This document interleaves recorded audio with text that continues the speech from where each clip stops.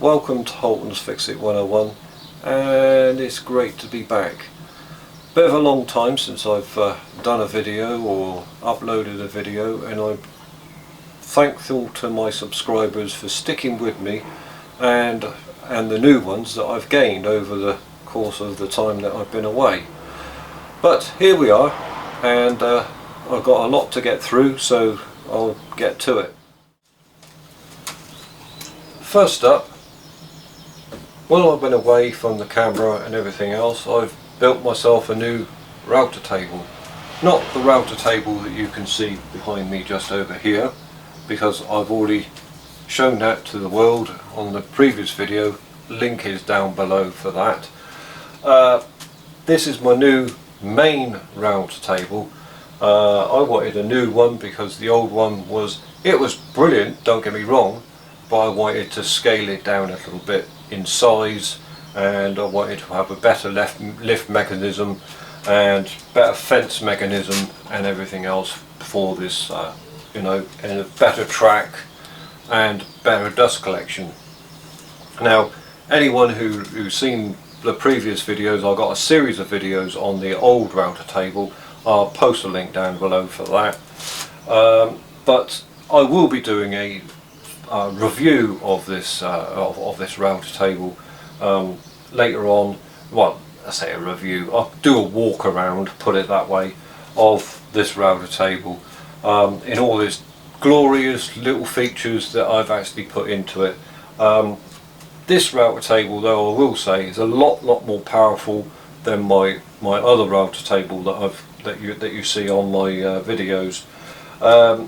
This one has a 2,400 watt, which is 3¼ horse, if I believe my calculations are correct, router table, router in there, 2,400 watts, which gives you ample more power to do whatever I need, whether I'm putting a small little tiny roundover bit, or whether I'm going up to a great big, chunky 60mm panel raising bit. This router be able to handle everything that I throw at it. And I have the added feature, and I'll come around the back here, it has a handle here at the side that allows it to raise and lower the bit, and I just have to move around the handle like that. There's no locking off of the height or anything like that. It does everything for me, and that is what I needed. Obviously this goes in exactly in and out. The fences go out exactly the same as what my old router table done, but this one is much more lower, and it's a lot smaller to have in my shop, and it's a bit more manoeuvrable. The added bonus that I've had with this router table so far is that I've kept it, the height for this is exactly the same height as my saw table, my table saw. So if I'm running through anything that's an extra large, I'd be able to run it take the fence off of here and run it on here and run it through my saw onto the outfield table without having to struggle around with a great big half a sheet, 3/4 of a sheet of plywood or MDF or whatever I'm cutting. I can run it on here first, and I've got it in comfortable ease while I'm doing it.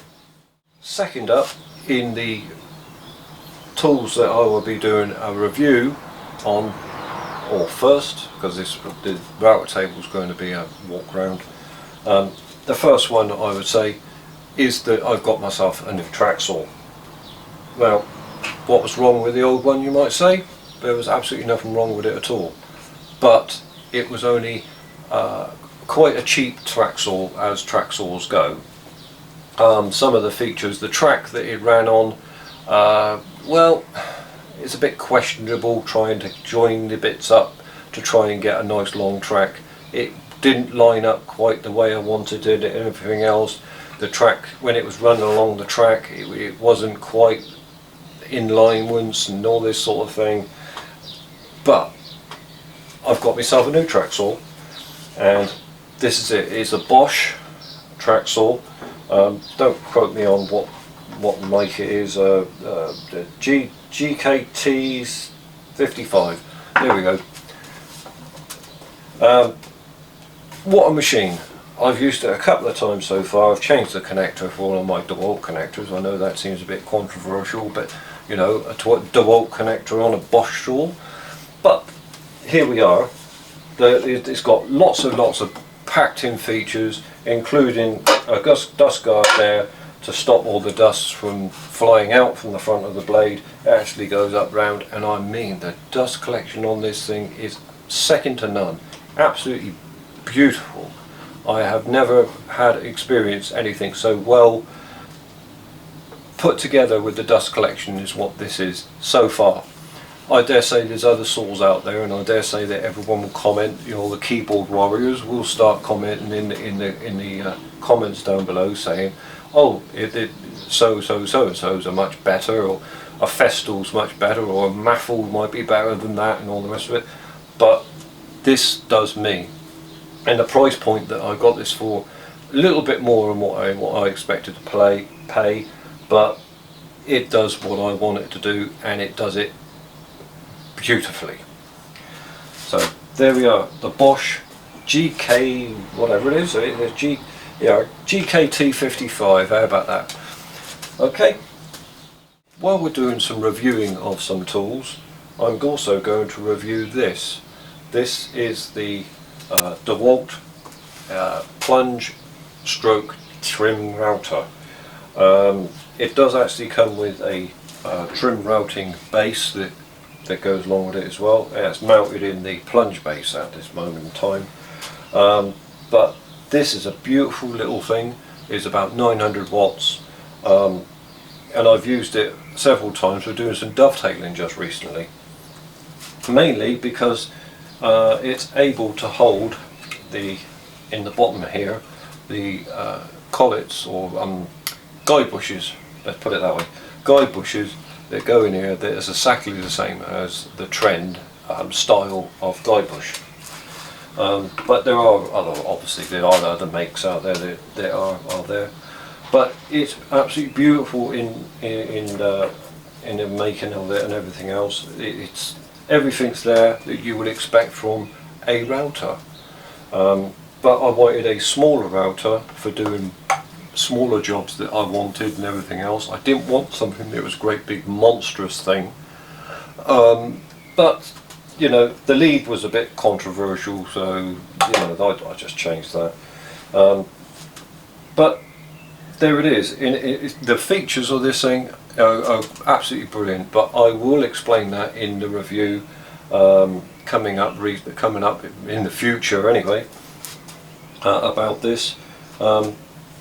And it has the lock ring there. Oh, you know, what can I say?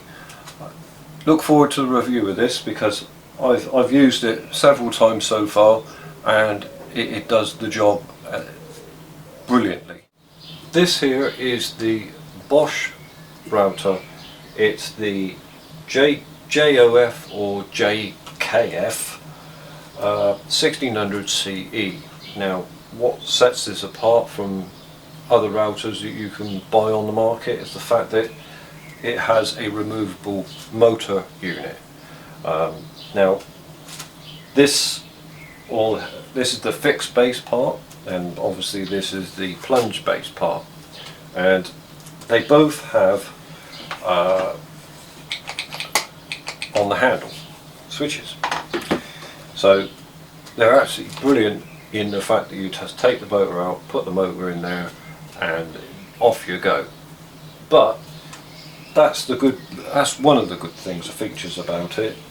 The other good feature is that this on the back of here, the plunge lock, you push it down and off you go, and as soon as you let go, that's it. Absolutely brilliant. I couldn't ask for anything better than that. I will be doing a full review of this router in the future, so let's look forward to that, because there is a lot of videos from other people out there, but I will be putting forward my own 2 pence worth, that, you know, to how good this actually is. I've used it several times so far, and it's never missed a beat. I never even had it turned right up to the full chat or anything like that. it was brilliant. I couldn't ask for anything better. It was like the other router that I've got, and mainly all the other ones that I've owned in the past. They've all done what they wanted to do, but this has a lot more features. You can set the depth of this, even when that's locked in position. You can still set the depth of this when the plunge is locked. Absolutely brilliant. I can't ask for anything better than that. The same goes for the plunge base on here. You unlock the plunge, the actual base on here. You crank it down to whatever depth you want to do, and it's micro adjusted as well. So absolutely brilliant. It can be used in a table if you particularly want it to be used in a table, but we'll all get to this in good time, and I will give a good review of it, and I'll just put in my 2p worth to say whether I like it or whether I don't, what that can be improved and what can.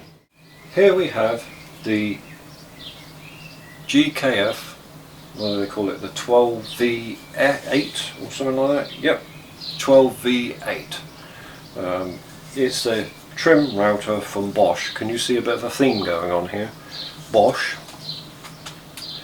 So I bought this because my old trim router, which is a Ryobi trim router, in fact I'll go and get it. 1 second, I will get it out. I got this thing. Now, this is all very well. It's been a real good workhorse. I've never had any problem with it at all. It's been great. But the battery sits on the top here, and when the battery's on the top, especially if you've got a nice big 4Ah battery or something like that, because you need something like a 4Ah battery because you just absolutely kill anything smaller than that. This sits on the top here, but it does make this very, very, very top heavy. So I've got this, which is the Bosch trim router. Now that type of router anyway, all I ever do is doing a little bit of trim routing with it. I never want to go do grooves or anything like that, because that type of router is not built for that sort of thing. It's only built for like trimming around the edge of a bit of wood, putting a round over or a chamfer or something like that on it. So you don't need anything overly powerful for that. I have other routers to do that, do grooves and trenching and all this sort of thing with. So I wouldn't entertain getting this sort of thing out to go and do a groove with. Absolutely no way. Well, anyway, I will be doing a review of this, and obviously again there are a lot more videos out there that have done reviews of this sort of thing. But again, I will put in my 2p worth, and I will tell people exactly how good it is, whether it is or not. You know, I'm not paid by Bosch or paid by any company or tool manufacturer or anything like that. Everything I say to you people is straight down the line. I would, if a tool is a load of rubbish, I will tell you so. You know, I will not give you any false impressions of how good a particular tool is. But I've got this. I've used it a couple of times over the past weekend, and it's a bit unusual. Put it like that. It's unusual to actually get used to just having it in one hand like that, and you've got the cutting area is right back here, which you expect it to be more forward. You want to be going like this and seeing what you're doing, but that's not how this particular one works. It fits in your hand. For a right-handed person, I don't know how a left-handed will actually get on with it, and I've seen reviews of other people doing a review of this, and they've said exactly the same. I don't know how a left-handed person will get on with this, because the trigger is just there. Let me bring that forward. The trigger is just there, as you can see, and you use your thumb, so I don't know how a left-handed person would actually get on with using it. But it comes with, well, I bought it with two of these like smaller batteries, and I'll bring that up to the camera, and they're much smaller batteries, as you can see. They're only little 2 amp hours, but the run time of these are quite good, as from what I've seen from specifications on Bosch's website, and what I've seen of reviews of other people as well. They said the run time of these is quite good, but I got 2 anyway, so if I do run out of power, I just whack the other battery in and off we go, put the other one on charge. It's not a big deal.